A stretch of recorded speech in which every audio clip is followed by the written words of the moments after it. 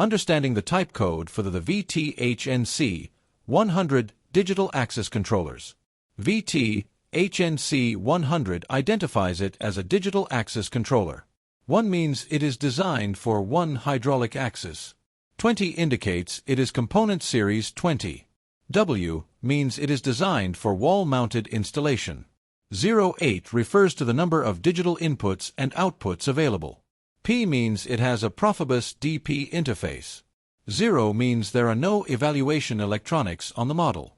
Frequently asked questions. What is the drive's power consumption? The power consumption is 8 watts. What are the dimensions of the controller? This HNC is 71 mm by 155 mm by 204 mm. What is the operating temperature of the device? The operational ambient temperature is between 0 and 50 degrees Celsius. What is the operating voltage?